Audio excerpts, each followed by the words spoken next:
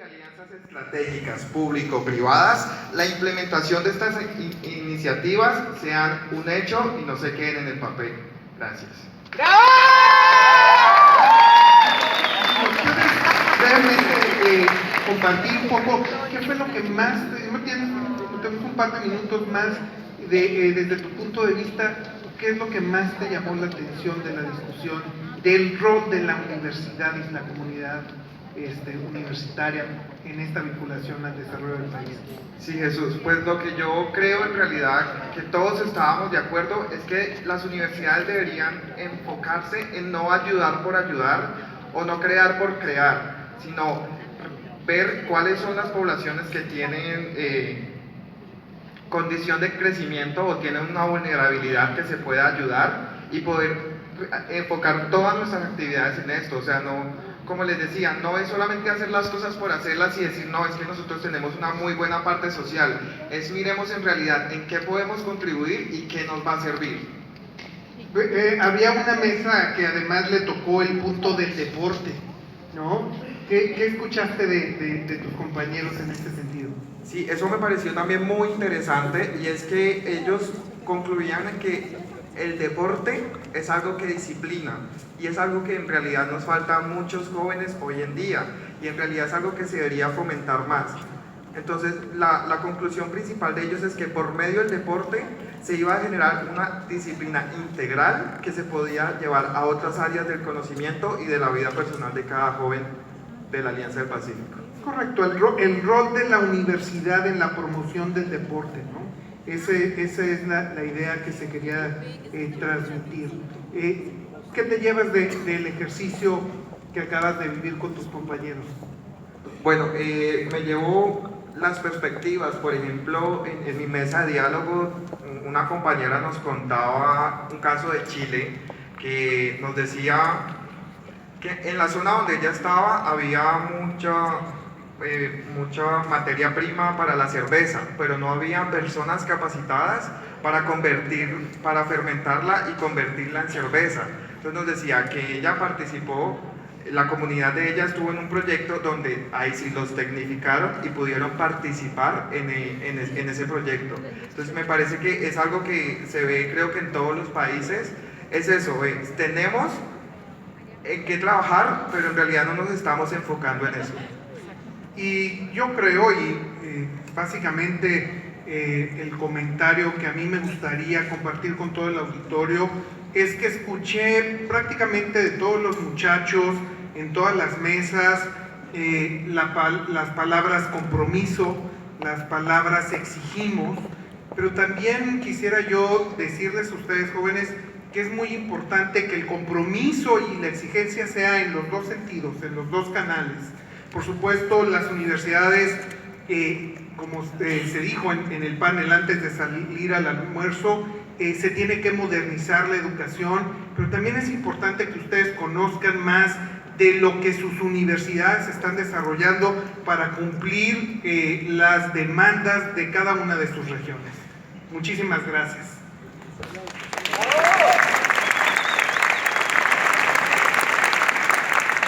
Bien, ahora es el turno de Fernando Kempe, por favor.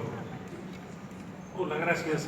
A nosotros nos tocó trabajar en una de las salas la respuesta a la pregunta ¿qué se puede hacer desde la secundaria para que nuestros estudiantes adquieran habilidades útiles para las nuevas demandas del siglo XXI? Fueron 5 grupos de 10, 11 personas. Comenzaron con un diámetro de 2.5 metros, terminaron con un diámetro de 1,5 metros. La intensidad y la entrega de los chicos realmente me sorprendió mucho.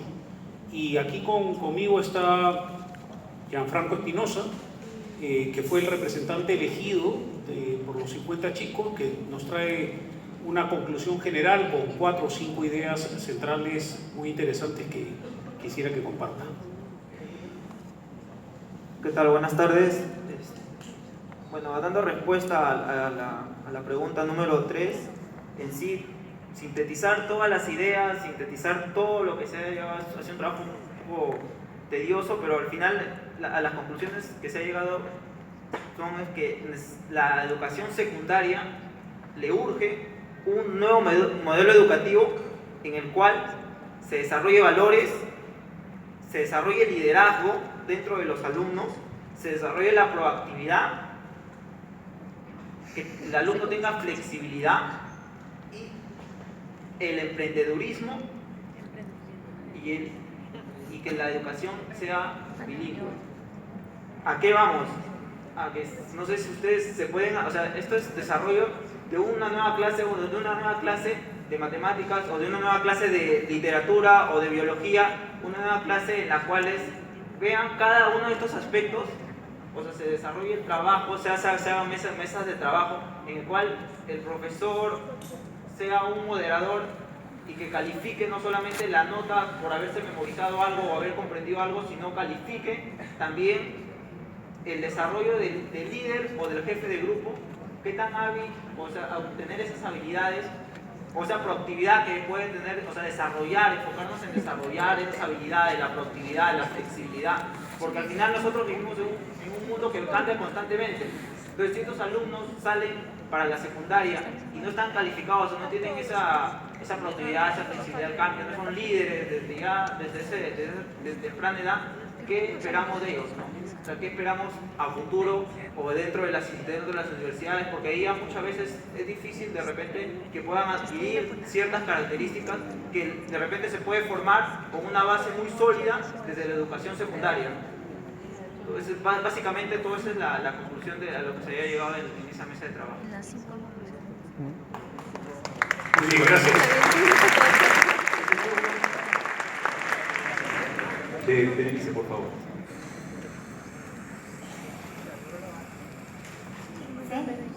Bueno, pues nuevamente yo creo que ratifico, ¿no?, que no hay más y mejor proceso que incorporar las voces de los jóvenes justamente en cualquier decisión y en cualquier, digamos, idea. Realmente ha sido una experiencia muy importante para mí escuchar estos 4 países y estas voces sobre todo incorporadas en una pregunta que fue la del grupo 2. ¿Qué sistemas de información se pueden crear para vincular la educación superior con las necesidades del mercado laboral? Esta fue una pregunta debatida, discutida por el grupo 2. Por cierto, ¿dónde está el grupo 2? Que no los escucho, que es uno de los mejores que me ha tocado. Ahí están todos los países. Para mí es un placer, porque finalmente la palabra, el grupo es de Juanita, presentar a Juanita, quien va justamente a leer esta parte. ¡Bravo!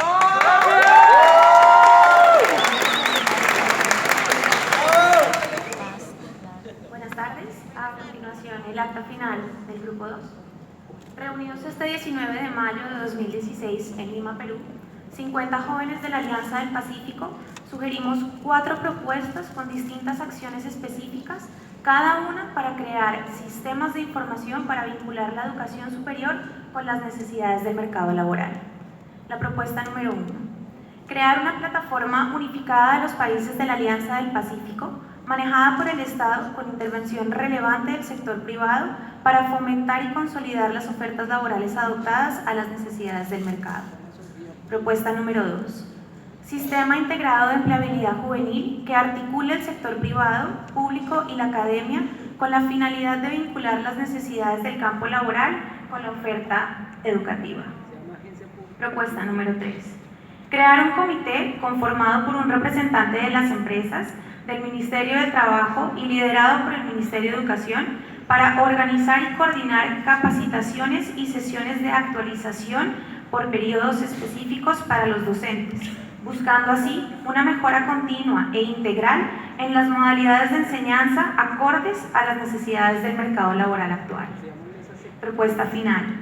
Crear una red social donde los institutos y las universidades sean el moderador entre empresas y jóvenes, donde se comunique la oferta y demanda que fortalezcan la toma de decisiones. Para concluir, nosotros como jóvenes nos comprometemos a estas acciones y solicitamos un compromiso contundente de ustedes, sector público, privado y social, para trabajar en conjunto en su implementación. Muchas gracias. Muy bien. turno de Pamela Márquez.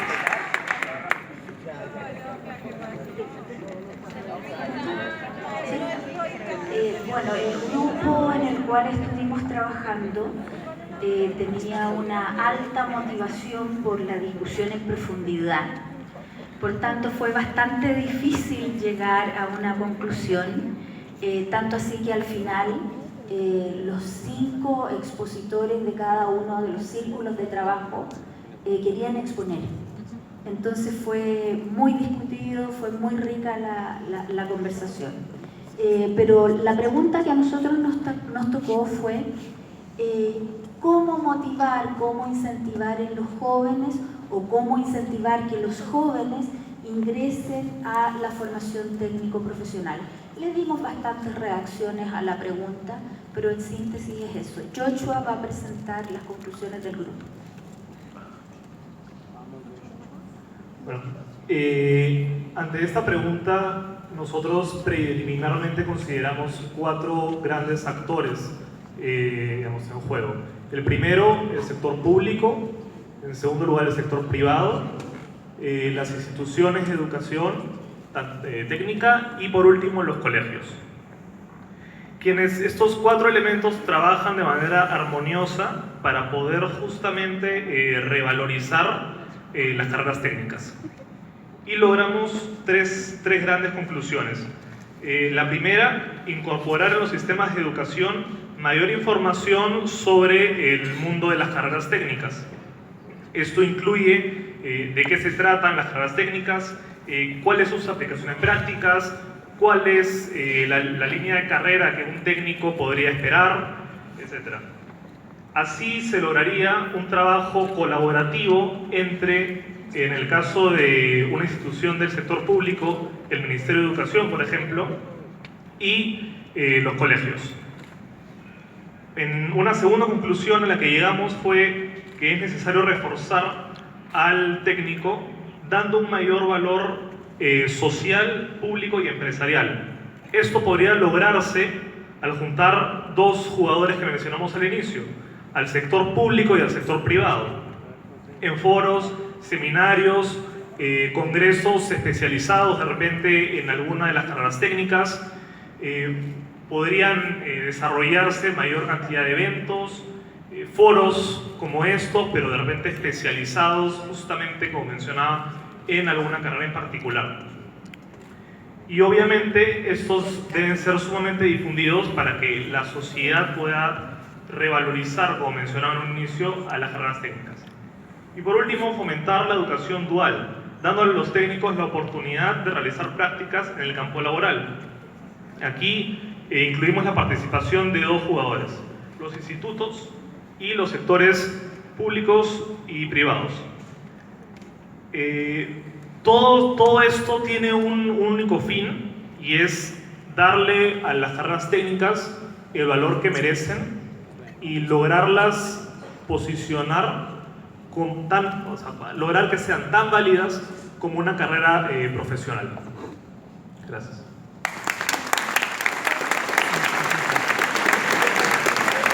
Un fuerte aplauso para este panel y gracias a Jesús Esparza, Fernando Quiape, Berenice Alcalde y Pamela Márquez. Un fuerte aplauso para ellos, por favor. Los invitamos nuevamente, por favor, a regresar a sus asientos para continuar con el siguiente panel. Recuerden nuevamente